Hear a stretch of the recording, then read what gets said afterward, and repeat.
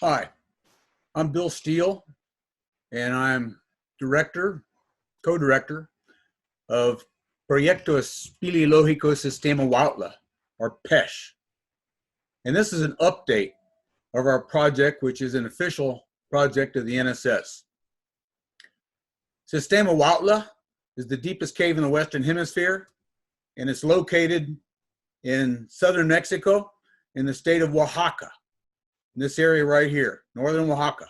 I live in Texas, in the Dallas area, which is around where the E in United is, and it's a 3-day drive, 3 long days of driving, 1 to the Texas border, 2 across northern Mexico to around this area in Guanajuato, and then the 3rd day skirting around Mexico City on the northeast side of it, through the state of Puebla, into the state of Oaxaca, and up into the mountains at this point.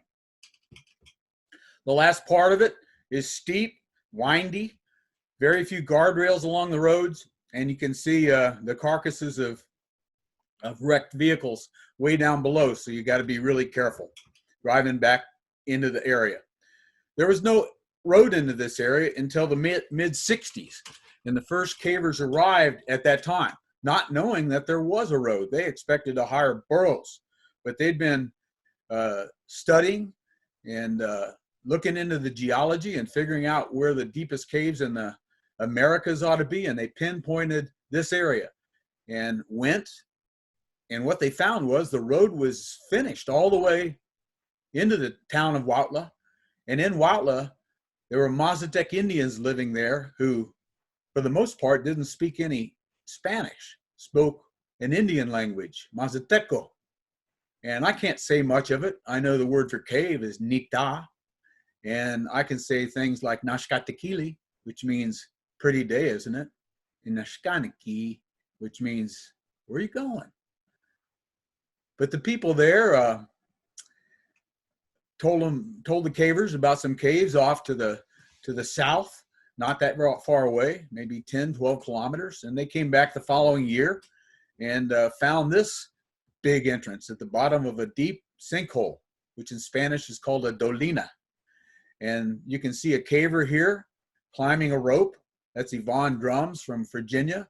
And this is a 250-foot drop that cavers have worn down a path through the vegetation on the side of. And over here you enter the dark zone. And this is the first entrance entered of what are now 29 entrances of a vast cave system. This is a chronology that we've written, just a basic history of exploration of the caves from the first cavers reaching the area in 1965, the first cavers going underground in Huautla in 1966, up to 1971. And there was then a hiatus for a few years. The caves were thought to be, for the most part, fully explored in 1971, but my generation started going back in 1976 just to see, and turned out that not at all. There's a lot to be found. So we had expeditions steadily from 76 all the way up through 1994. So that's about 18 years. Sometimes we had as many as 3 expeditions in the same year. 1977 we did. And then there were other places to go, so we sort of scattered to the winds and went other places. Bill Stone led a couple of expeditions in 2001 and 2007. I joined him on this expedition in 2007, and we connected a cave named Sótano del Rio Iglesia to Sistema Huautla. And then in 2013, there was a big British-led expedition to dive the sump at the very bottom of the system by the same cave divers that rescued the Thai soccer team that was trapped in the cave in Thailand in 2018. Those same guys, and Tommy Shiflett and I joined them, and after that expedition with them, we decided to restart things. There's been 2 books written about the caving in Huautla. This one, Beyond the Deep, mostly about the 1994 expedition, a little bit of history from years before that, but for the most part, it's about the 1994 big cave diving expedition, and written by Bill Stone, Barbara Amindi, and Monty Paulson. And then my book, Huautla 30 years in one of the world's deepest caves, which is about the 30-year period from 1977 through 2007. And for the most part, it's autobiographical. It's about the expeditions that I was on in those years. We're very proud to have been invited by Will White and David Culver to submit a chapter for all 3 editions of the academic and peer-reviewed book Encyclopedia of Caves. The 3rd edition was published a year ago, and we had a 10-page chapter in this edition with color photos and a basic description of the various disciplines of speleology that we've addressed: geology, biology, paleontology, archaeology, and so forth. Tommy Shiflett and I, as I said, reorganized Caving in Huautla in 2013 and set some goals. And the goals that we established, we were still there with the British, was to go for 10 years, annual expeditions, month long, the month of April, for 10 years. Why April? Because it's the driest month of the year. And this is in the tropics of Mexico, so they have 6 months of rainfall and 6 months of dry season.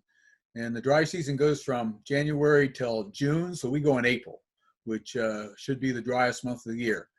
We conduct full speleology, all the ologies I call it. We conduct biology, paleontology, geology, cartography, which is of course making maps, archaeology, psychology, and what does it do to you when you're away from the diurnal cycle of daytime and nighttime of the surface and you stay underground for 2 weeks at a time or more. Gear development, we help gear manufacturers and test their equipment. Even anthropology, in that it's an interesting study to look into what the local people believe about the caves, because their ancestors have lived there for thousands of years. They have beliefs about spirits and what's down in there, places they aren't able to go, and publish. There have been over 200 articles written about the caving in Huautla, 100 of them published by the AMCS, Association for Mexican Cave Studies, and another 100 in other places. The 2 books I told you about, the Encyclopedia of Caves, National Geographic's had a feature article in the September 1995 issue, other magazines, Smithsonian, and so forth. We support Mexican cave scientists. We've had biologists and paleontologists and geologists join us, and if they're not experienced cavers, we'll get them in and out of the cave safely and take care of them, and not charge them a fee. They get to come on our expeditions free of charge. Excellence in photography. We've had some of the best cave photographers in the United States and even from Australia, Mexico join us. Poland, Kasia Barnica has joined us on expeditions, and she's a top photographer from Poland. And we set a goal to extend the length of Sistema Huautla from the 65 kilometers that it was in 2013 to now 89 kilometers. So we've added 24 kilometers in length, which is about 13 miles. And we're really looking forward to reaching our goal of 100 kilometers in length in 2021. We think we've got the leads that's going to take us to that length. We have a goal of extending the depth of Sistema Huautla from the 1,545 meters it was in 2013 to 1,610, which is a vertical mile, 5,280 feet. And at this point in time, it's 1,560. We've added 15 meters in depth, and that equates to 5,118 feet deep. So we're slowly but surely getting there. Our expeditions start out annually by having a caver party. This is the deck behind my daughter's house in Austin, Texas.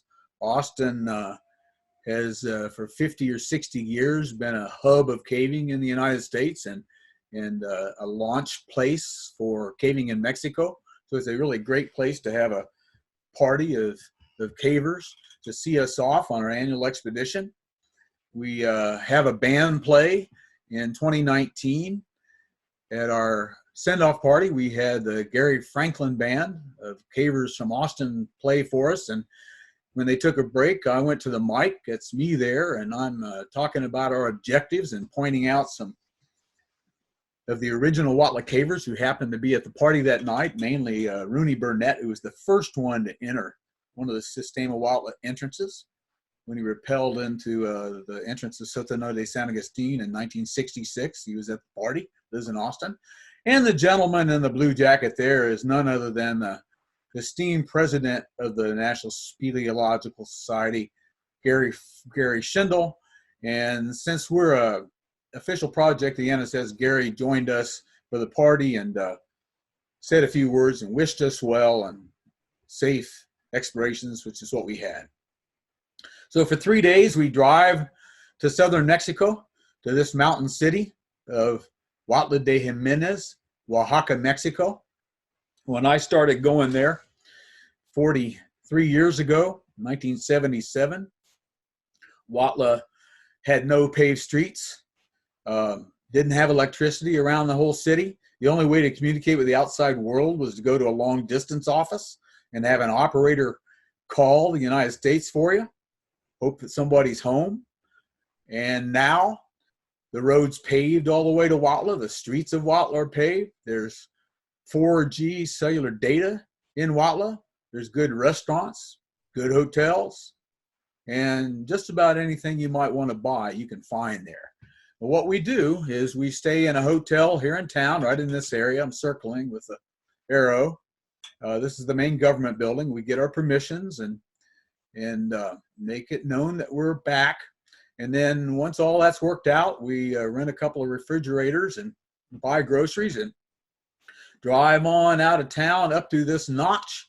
And beyond that notch, we're in rural Oaxaca, and drive down into a valley over this way where this little village is located. This is Plan Carlota, and probably about 80 people live in this little village. And there's a big covered basketball court here at the elementary school, and we rent a cluster of houses right in this area. And they know we're coming in April, and they're ready for us. And it's a cash flow for them that we pay to rent the houses. And even though it's a bit of a hardship for families to move out of their houses and make room for us, they're glad to do it because it helps them out. We rent a storage room there, keep ropes stored there and other gear, rigging gear and so forth, year to year. We set up a kitchen, and we're very fortunate to have this gentleman come on our expeditions. This is Vic Jones. Vic lives in Austin. Vic is not a cook. Vic is a chef. Vic is also a diplomat. If we have an issue with some people that have a problem because of something that happened, such as, and this happened, cavers parked their car in front of somebody's house, came out of the cave 2 o'clock in the morning, made enough noise that dogs started barking, kids started crying, parents got upset, went to the local government leader and said, they can't go in the cave anymore. Well, it's an expedition. We come all the way down from the United States. Some people flew over from England for that expedition. Please let us go in the cave. Vico, he's our diplomat. He went there. He worked it out. They were buddies in 10 minutes. Vico is very valuable to us. Not only that, but he's so incredibly helpful. He sleeps in the kitchen. Why? So that he knows when cavers come in at all hours of the night, and he gets up and makes sure they have a warm meal. So every caving project needs a Vico Jones, but you can't have ours. Then we rent some concrete floored buildings for dormitory type sleeping. Some cavers set up little tents so they define their sleeping area. Others dare put their sleeping bag right over here by the door so that people might just walk right across it. But they got their caving gear and their sleeping areas here in this covered house. This lady has been a godsend for us. And if you're at the 2019 NSS convention in Cookeville, Tennessee, Alma Estrada Rodriguez was the keynote speaker at the banquet on Friday night. That was a real honor for her. And she's got a university degree in English and one in French. She's fluent in English, has a charming accent. She's also a local. Her grandfather to this day owns a store in Huautla that everybody goes to. Everybody knows her grandpa. And she is in a leadership position now with our project and helps us make arrangements and get permissions and work things out with the local people there. She also goes with me. Here we are with a couple of local elected officials, making sure that permission is granted to us to go in cave entrances within their jurisdiction.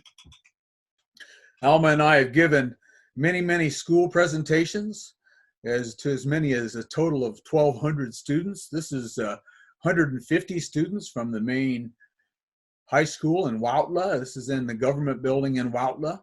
And rather than me fumbling through my Spanish, Alma is every bit as good at translating into English as I give the presentation as, say, a United Nations translator.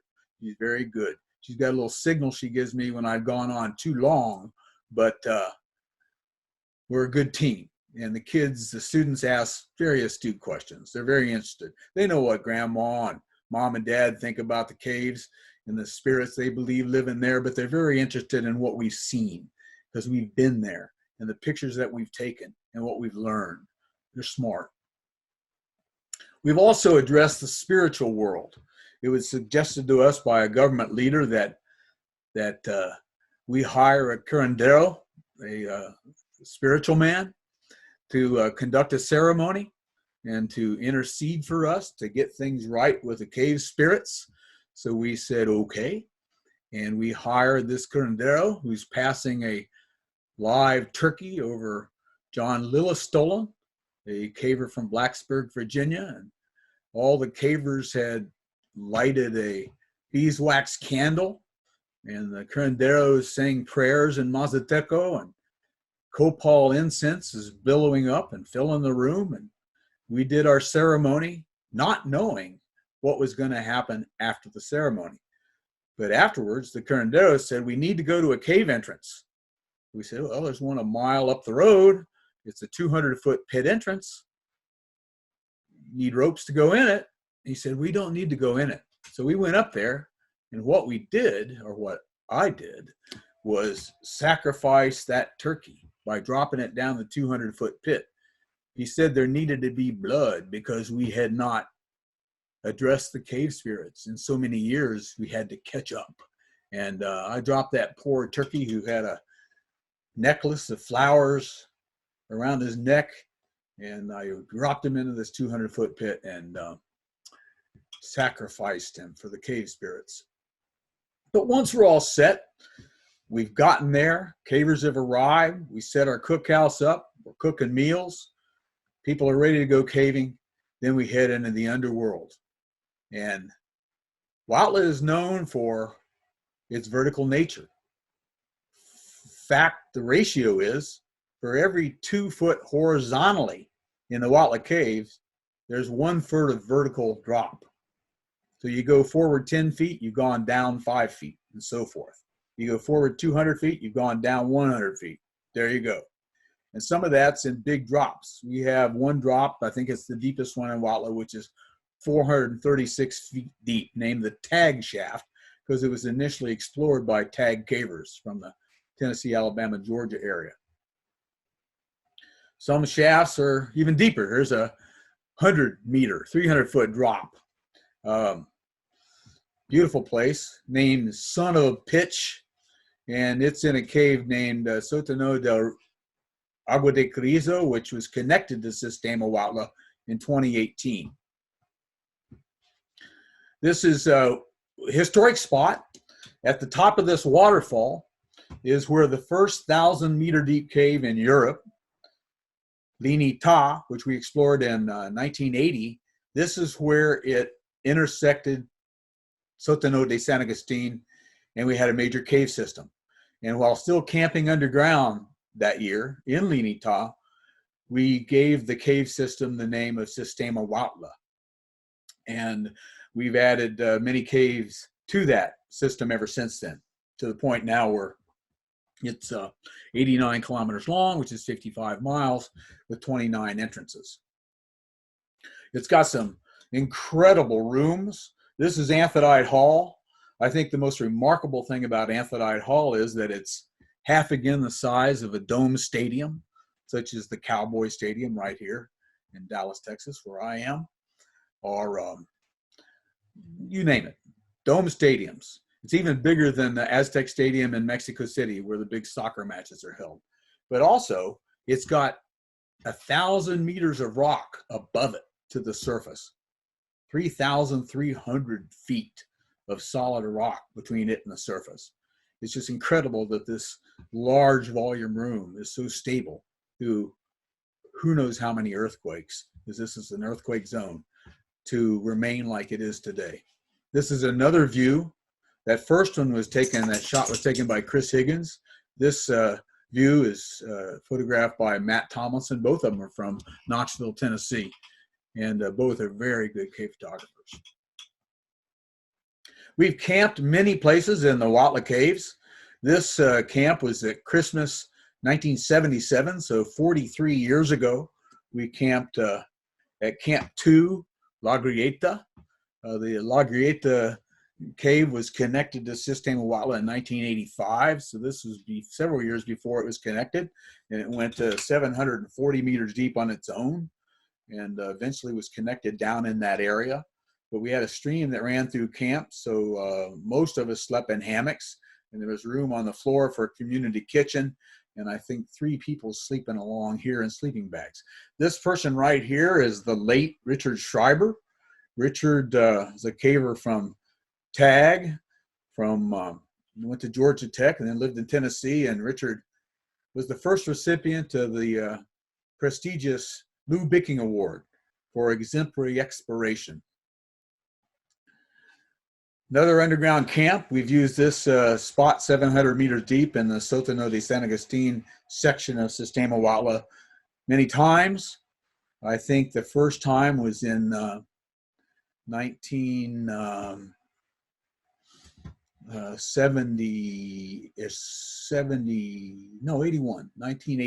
was the first time it was used. I correct myself, 1979 was the first time it was used. Been used several times since then, including the big 94 expedition. And the Brits, this is the Brits camping there in 2013 to dive the sumps at the lowest point in the cave. Just love this displacement, the strata displacement along this fault line. You cannot even match up the beds. So that shows why the caves are there, fault-controlled cave development. Last year, 2019, the last expedition, we had 5 underground camps at the same time happening in different caves. That was a first. We've had 2 and 3 underground camps at the same time, but last year we had 5 at the same time. We also did a dye trace last year. You may recognize this photograph.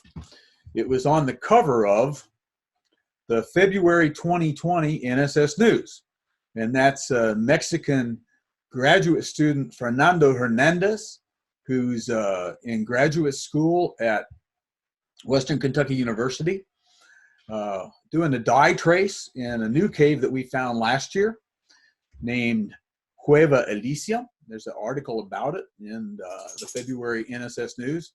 And we're very excited because we got a positive dye trace from Cueva Elysium to Lower La Grieta of Sistema Huautla. So we're looking forward to exploring that route and having a connection between these 2 caves, between Cueva Elysium and the main cave system, and add hopefully 11 kilometers in length so that we have a 100-kilometer long cave as of 2021. Fernando is following graduate work that Jim Smith did back in the 80s. He wrote a master's thesis at the same university, at Western Kentucky University, on the hydrogeology of the Sistema Huautla karst groundwater basin. So Fernando's getting a little more in depth with it, and there's been some new roads built into the area. So there are new road cuts, and in those road cuts, you can map the strike and the dip of the strata. So you got more data to work with to do a better job, or a more in-depth job at least, of the underground strata. Biology. In Sistema Huautla, in 1980, 40 years ago, we saw the first troglodytic scorpion that had ever been found in a cave. We collected it. We sent it to the scorpion expert of the Americas, Dr. Oscar Franke. He's been a close contact ever since. Oscar is a professor at University of Mexico City, and he was the recipient of the Honorary Member Award of the NSS, one of the highest awards of the NSS last year. He described Alecron tartarus. It's still not known how venomous they are. There's a big poisonous sac on the end of its stinger, so they might be deadly. We don't know. Nobody's been stung, thankfully. Paleontology, we found this skull last year.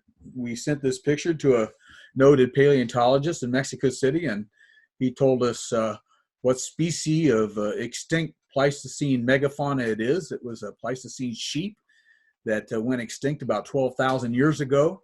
And this one happened to have fallen into a pit entrance, and its skull ended up at the base of the pit. And we got this photograph of it. But these are about the size of a bull of today, a contemporary bull, big animal. We're getting into paleoclimatology.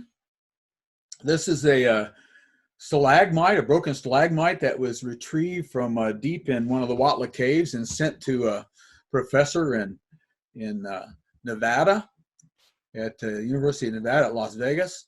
And he did a radium isotope analysis of it and determined that the stalagmite growth in Huautla caves appears to be excellent for collecting data on paleoclimate.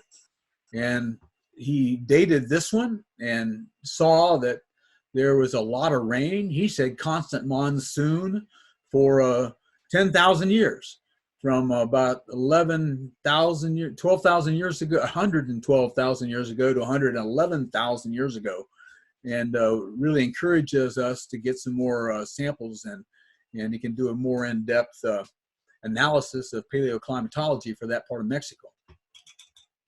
This is a planned view of Sistema Huautla, the 89 kilometers, the farthest north. The cave's been explored and mapped out here. It's very steep. There's the full 1,560 meters of depth, or over 5,000 feet from the highest point, which is here, to the lowest point, which is 80 meters underwater there. And it's more easily seen in this profile view. The highest three entrances are up here on this ridge. The lowest point is Sump 9 down here. And then you have the Rio Glacia entrances, the three of them, the two Sótano de San Agustin entrances here, and deep routes, and the Carrizo section, which is in purple, that was connected to the system just in 2018, the Nanta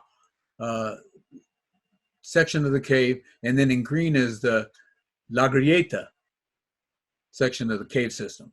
And they're all linked up together. This is the integrated cave system. Now, something that we're just beginning to work on is a video of the rotating profile, line plot profile of the cave system. And the cave to the left over here, right there, is Cueva Elysium that we just found in 2019, just last year. And it went over 400 meters deep and is 5 kilometers long and is not yet connected to the system. But as I said before, we did get a positive dye trace, and look forward to closing that gap right there in 2021. And since this is 5 kilometers long, surely we'll add another 6 kilometers in this gap and get the 11 kilometers that we need for Sistema Huautla to become 100 kilometers long as of next year. Just really love this view, and we're going to continue to refine this and hopefully be able to add the surface topography as a plane above the line plot in the near future.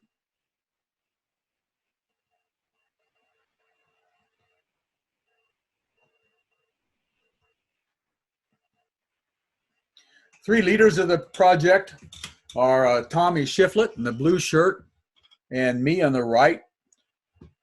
Bill Steele. We're both Lou Bicking Award recipients. And in between us is Alma Rodriguez, who is our #1 diplomat, translator, and gal on the ground. Lives in Huautla and really does help us with the expeditions in a super big way. Our group last year, we usually take 2 group shots because we have 4 week-long expeditions, and we have a big turnover in the middle of people that can only come for 2 weeks. They come either the first 2 weeks or the last 2 weeks. And then there are some people like me. I'm sitting here in the front with a white shirt on. I'm retired now from a career, and I'm able to go for all 5 weeks, the week of driving down and setting things up, and 4 weeks of caving and then driving back. And this is my daughter, Audrey, who's sitting next to me here.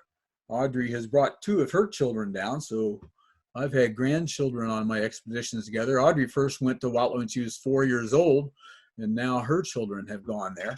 And there are cavers from various countries, several cavers from Mexico in this picture. Adrian Nieto right here, and Fernando Hernandez, and Geraldo Gil, and as I mentioned before, Vic Jones. We've had cavers from Puerto Rico, from Costa Rica, and England, Wales, Australia. Next year, I think we're going to have a caver from Ireland, one from Canada, of course, many from Mexico, and others from the United States. I want to thank the photographers for the pictures, and thank Tommy Shiflett and Patty Cambyses for the maps. And Aaron Addison in St. Louis helps us with graphics, and Matt Bowers helped with that video that I showed of the line plot. Pleasure to be with you. I'll see you in Weed, California next year.